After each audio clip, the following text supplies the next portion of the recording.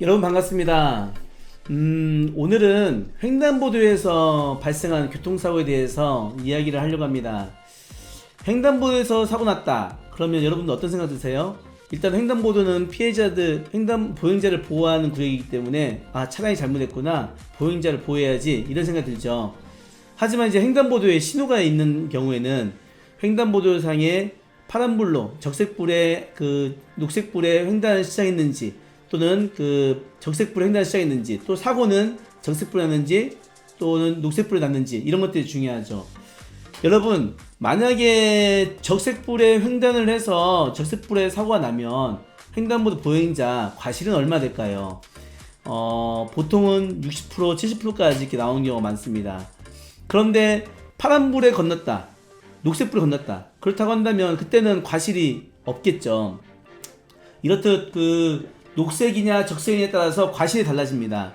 그런데 오늘 설명할 영상은요, 출발할 때는 녹색이었어요.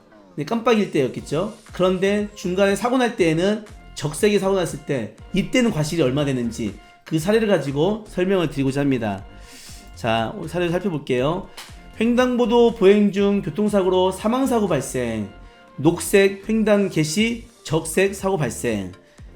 녹색이 횡단 개시했는데 적색이 사고 발생한 사건에 대해서 살펴보겠습니다. 자, 영상 있는데 영상 보겠습니다.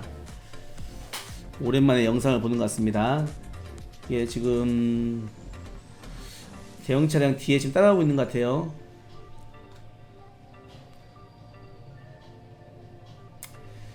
자, 신호에 따라서 차량은 좌회전합니다.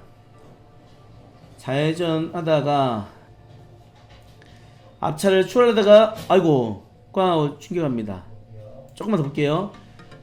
앞차를 추월하다가 사고 납니다. 이 공사 현장에 있다 보니까 이제 차로가 이쪽으로 합류하는 과정에서요. 자, 이 사건을 보면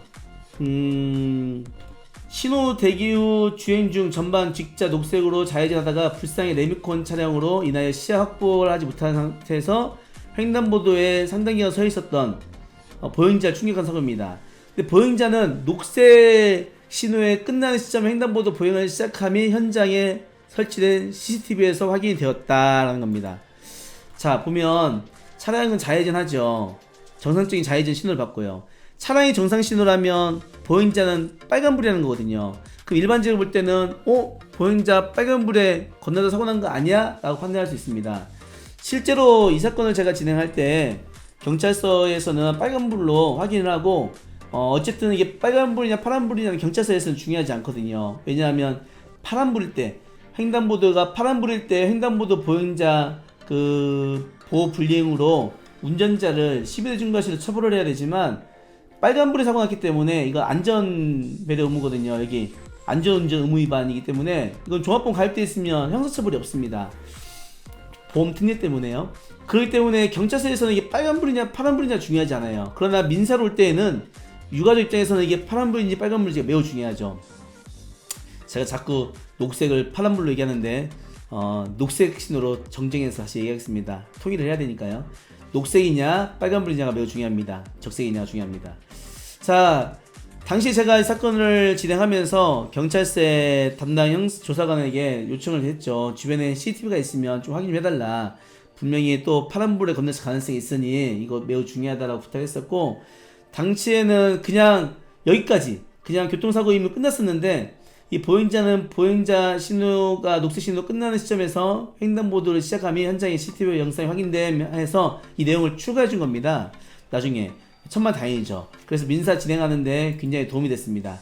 그렇다면 빨간불 건넜을 때는 보행자 과실이 60% 70%라고 있는데 과연 녹색의 횡단을 시작했다가 이렇게 빨간불 사고 났을 때 보행자 과실이 몇 프로 되는지 좀 더 구체적으로 과실을 살펴보겠습니다. 자, 사망진단서는 이렇게 해서 이제 외인사가 됐고요.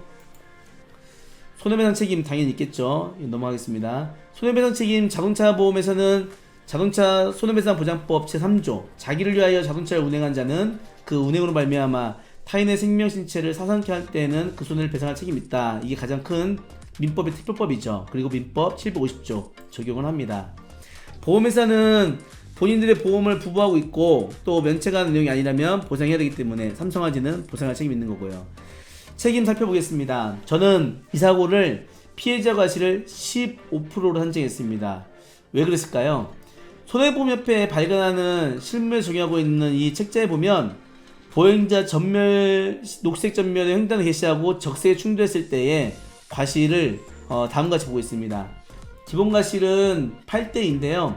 여기에 노인이기 때문에, 고령이기 때문에 노인 감산 적용하면 85, 15 해서 망인의 과실을 15%로 평가할 수 있습니다. 그리고 판례도 보면은요, 서울중앙지방법원의 2002년도에 파란불에 녹색이 건넸다가 적색이 사고 난 사고에 있어서 보행자 과실을 20%로 산정한 게 있고요. 물론 여긴 노인이 아니었으니까 노인에 대한 또 감산할 수 있는 거고요. 서울 민사지방법원에도 또 20%. 옛날엔 민사지방법원이었으니까 나온 판례가 그렇습니다. 과실 20%또 평가한 게 있고요. 또 대전지방 천안지원에서도 또 20%, 또 광주지법에서도 20%. 그리고 예비 추정으로 이 사건 유사한 법원의 최근 판결을 살펴보면 자전거를 탑승하고 횡단하다가 녹색 신호에서 적색 신호 변경된 사고에 있어서 자전거의 과실을 20, 30% 보고 있습니다. 자전거 과실을 30% 정도 보고 있는 거죠. 그래서 자전거를 탑승하고 녹색의 횡단을 개시했다가 적색에 사고 나도 20, 30%라면 이 사고 보행자의 경우는 20%를 넘지 않지 않느냐라고 제가 예비적으로 주장한 거죠. 그래서 과실은 20% 정도 적당한데 다만 고령이니까 감산 적용해서 15%가 맞다라고 저는 주장을 하게 됩니다. 위자료는 어떻게 될까요? 서울중앙지방법원의 위자료는 지금 1월 통상 기준하고 있지만 고령이나 이런 걸 감안할 때는 또한 9천만 원 정도 평가하고 있는 게 일반입니다. 그래서 이 사건도 9천만 원에 제가 평가를 했고요. 장례비 500만 원. 그렇게 해서 위자료 8,190만 원 과실 빼고, 그다음 일시수입은 고령이라 이제 해당이 없어서 손해배상 위보를 했고요. 장례비 또 해서 총 8,600만 원. 거기다 이게 특별 인정이라고 해서 특인이라고 하는데 실무에서는 그 자동차 보험 약관이 아닌 이렇게 소송가로 평가할 때는 확정 판결 금액으로 지급하게 되어 있는데 소송가로 평가할 때는 소송 비용을 공제한다고 해서 특인율 적용합니다. 뭐 85%부터 또 높게 할 때는 95%까지 하기도 하는데요. 통상 일단 90%로 평가를 해서 저희가 중간에 이제 보정을 하죠. 7,750만 원 정도 평가를 했습니다. 자, 오늘은요, 시간이 많이 지나진 않았네요. 오늘은 그 보행자가 녹색 신호에 출발했다가 적색 신호에 사고 난 사례를 가지고 과실 15%를 평가했던 사건을 검토해봤습니다. 여러분, 빨간불에, 그러니까 보행자가 적색에 사고 났다고 해서 그냥 넘어가면 안 됩니다. 꼭 파란불에 건넜는지를 확인해야 되기 때문에 주변에 CCTV나 또 블랙박스 영상 같은 것을 꼭 협조를 구해서 꼭 확인해야 됩니다. 실무 제가 하면서 이렇게 적색에 사고 났지만 그 차량의 블랙박스 영상만 보면 차량이 파란불이면 보행자 신호는 빨간불일 수밖에 없거든요. 그렇게 해서 적색 신호에 사고 난 걸로 해서 처벌하고 조사가 끝나는 경우가 많이 있는데, 제가 이의를 제기하고 재조사를 해가지고 출발 자체가 녹색 전멸에 출발했다는 것을 입증해서 과실을 많이 완화한 케이스가 꽤 있습니다. 여러분들도 이런 사건 사례를 통해서 그걸 꼭 기억하시고 이런 사고가 있을 때는 꼭 적색이 출발했는지 녹색이 출발했는지 꼭 살펴볼 필요가 있을 것 같습니다. 오늘도 제 영상 시청해주신 여러분 진심으로 감사합니다. 앞으로 더 노력하는 백박사가 되겠습니다. 여러분 감사합니다.